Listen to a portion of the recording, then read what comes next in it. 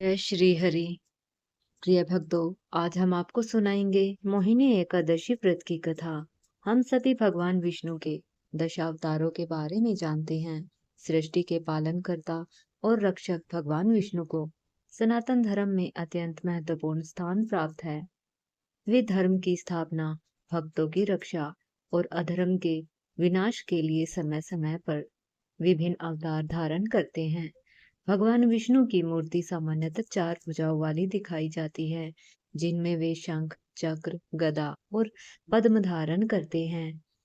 ये चारों दिव्य आयुध शक्ति, धर्म, सुरक्षा और सृष्टि के संतुलन का प्रतीक माने जाते हैं।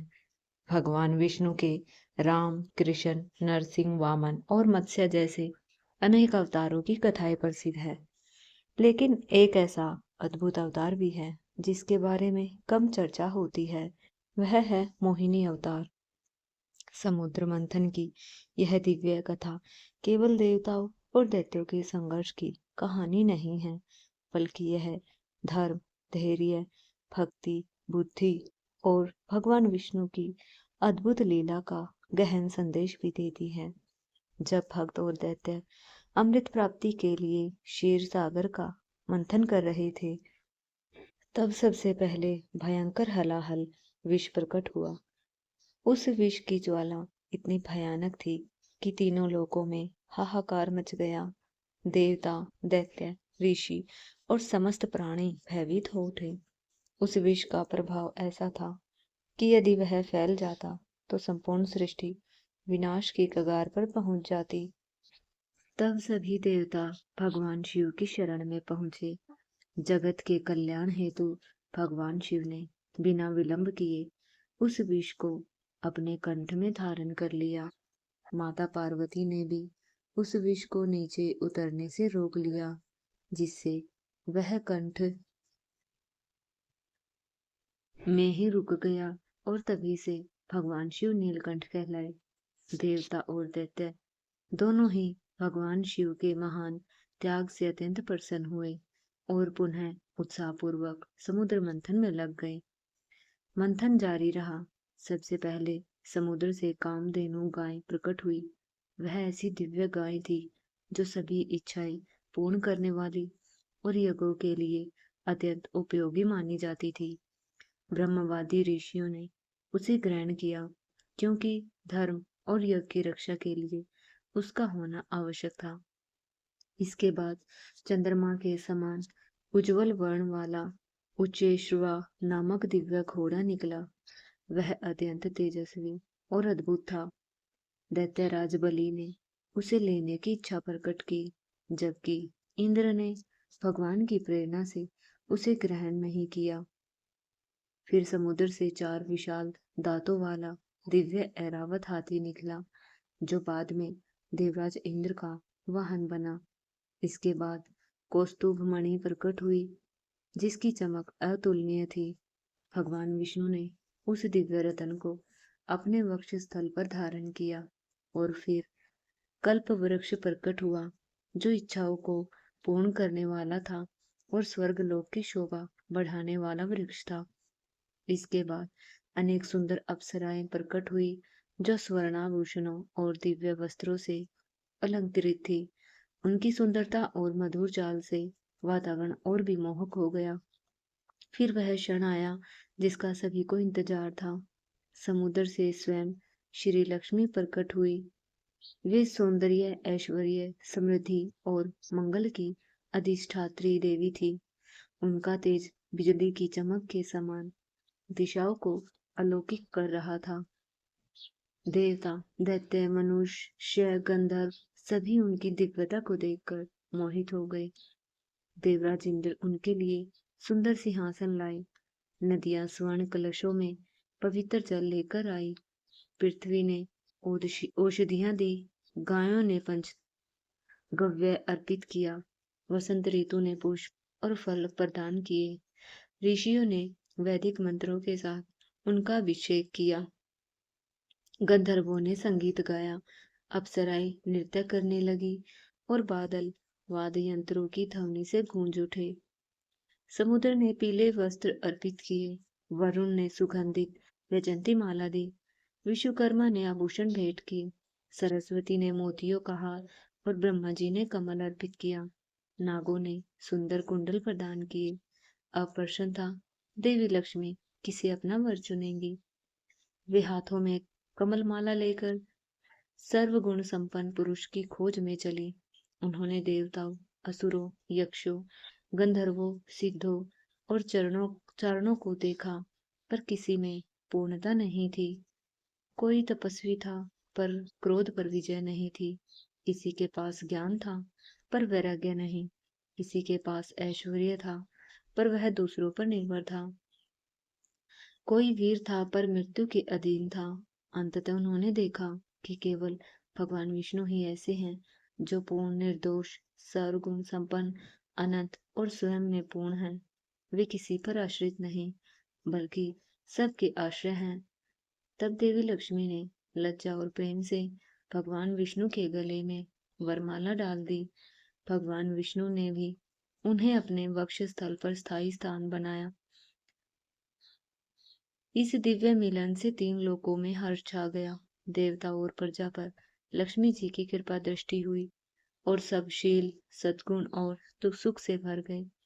जब लक्ष्मी जी ने दैत्यों और दानवों की उपेक्षा की, तो वे दुर्लभ, लोभी, आलसी और निर्लज हो गई।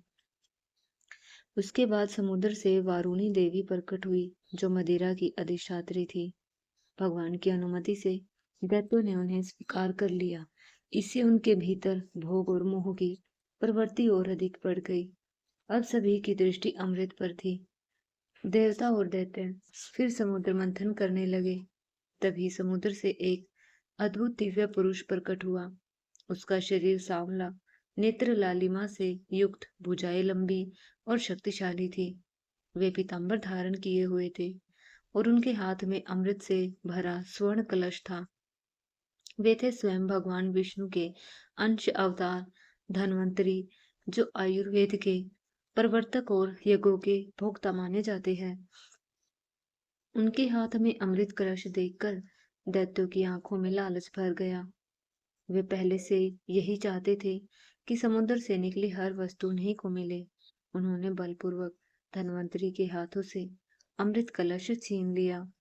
देवता यह देखकर अत्यंत दुखी हो गए और भगवान विष्णु की शरण में पहुंचे। भगवान विष्णु ने देवताओं की दीन अवस्था देखकर कहा, चिंता मत करो, मैं अपनी माया से दैत्यों में फूट डालकर तुम्हारा कार्य सिद्ध कर दूंगा। उधर दैत्यों में अमृत को लेकर आपसी विवाद शुरू हो गया। हर कोई कहने लगे, पहले मैं पीऊंगा, नहीं पहले मैं। भगवान की माया से उनके भीतर मतभेद, ईर्ष्या और असफल असंतोष फैल गया। यही वह समय था जब भगवान ने अपनी सबसे अद्भुत लीला रची। भगवान विष्णु ने एक अनुपम स्त्री रूप धारण किया, मोहिनी रूप। उनका शरीर नील कमल के समान श्याम था, नेत्र कमल के समान सुंदर, मुख सुगंधित और मुस्कान मोहक थी। उनकी पतली कमर, सुंदर कपोल, ऊंची नासिका, नुपुरों की मधुर ध्वनि, करधनी की चमक और बालों में सजे पुष्पों ने उनके रूप को और भी अद्भुत बना दिया। उनकी चाल, लज्जा, चितवन और मधुर वाणी ने दैत्यों के हृदय को पूरी तरह मोहित कर लिया। वे अपनी आपसी लड़ाई भूलकर मोहिनी के पास दौड़े और बोले, हे सुंदरी, तुम कौन हो, किसकी कन्या हो। तुम्हें देखकर हमारे मन विचलित हो गए हैं। कृपया करके तुम ही अमृत का न्याय पूर्वक वितरण कर दो। भगवान मोहिनी रूप में मुस्कुराई और बोली, तुम सब महर्षि कश्यप के ज्ञानी पुत्र हो और मैं तो केवल एक चंचल स्वभाव वाली स्त्री हूँ। बुद्धिमान लोग ऐसी स्त्रियों पर विश्वास नहीं करते। फिर तुम मुझे इतना बड़ा कार्य कैसे सौंप सकते हो। पर दैत्य तो पहले ही मोह में पड़ चुके थे। उन्होंने कहा, हम तुम्हारे निर्णय को पूर्ण रूप से स्वीकार करेंगे। तब भगवान ने कहा, यदि मैं उचित या अनुचित कुछ भी करूं, तो भी तुम्हें स्वीकार करना होगा। दैत्यों ने बिना सोचे समझे सहमति दे दी। फिर सबने स्नान किया, हवन किया, दान किया, नए वस्त्र धारण किए। पूर्व दिशा की ओर मुख करके बैठ गई। भगवान मोहिनी रूप में सुंदर साड़ी पहनकर हाथ में अमृत का कलश लेकर वहां आई। देवता और दैत्य दोनों ही उनके रूप पर मोहित हो गए। भगवान ने सोचा कि असुर क्रूर हैं, अतः उन्हें अमृत नहीं देना चाहिए। उन्होंने देवताओं और दैत्यों को अलग अलग पंक्ति में बैठाया। फिर हाव भाव और मुस्कान से दैत्यों को भ्रमित करते हुए वे देवताओं के पास गई और उन्हें अमृत पिलाने लगी। असुर चुपचाप बैठे रहे, क्योंकि वे मोहिनी से अत्यधिक आसक्त हो चुके थे। उन्हें डर था कि कहीं विरोध करने से मोहिनी उनसे रुष्ट न हो जाए। इसी बीच राहु नाम का एक दैत्य देवता का वेश धारण कर कर चुपचाप देवताओं के बीच बैठ गया और छल पूर्वक अमृत पीने लगा। परंतु सूर्य और चंद्रमा ने उसे पहचान लिया और तुरंत भगवान को संकेत दिया। तभी भगवान ने सुदर्शन चक्र से उसका सिर धड़ से अलग कर दिया। अमृत केवल उसके गले तक पहुंचा था, इसलिए उसका सिर अमर हो गया, पर धड़ नीचे गिर गया। ब्रह्मा जी ने उस अमर सिर को राहु ग्रह के रूप में स्थापित कर दिया। तभी से राहु सूर्य और चंद्रमा से शत्रुता रखता है और समय समय पर ग्रहण के रूप में उन पर आक्रमण करता है। जब देवताओं ने अमृत पान कर लिया, तब भगवान विष्णु ने अपना मोहिनी रूप त्याग दिया और अपने दिव्य स्वरूप में प्रकट हो गए। दैत्य यह सब देखकर स्तब्ध रह गए। उन्हें समझ आ गया कि वे भगवान की माया में फंस गए थे। देवताओं ने अमृत प्राप्त कर अमरत्व पाया, जबकि असुर अपने लोभ, मोह और अधर्म के कारण वंचित रह गए। शुकदेव जी ने राजा परीक्षित से कहा, देवता और दैत्य दोनों ने ही एक ही स्थान पर एक ही समय में एक ही उद्देश्य के लिए समान परिश्रम किया था, फिर भी फल में बहुत अंतर आया। देवताओं ने भगवान के चरणों का आश्रय लिया, इसलिए उन्हें सफलता मिली। असुर भगवान से विमुख रहे, इसलिए परिश्रम करने पर भी अमृत से वंचित रह गए। यही इस कथा का सबसे बड़ा संदेश है। जब मनुष्य अपने शरीर, पुत्र, धन और सुख के लिए स्वार्थ से कर्म करता है, तो उसका फल सीमित और अस्थायी होता है।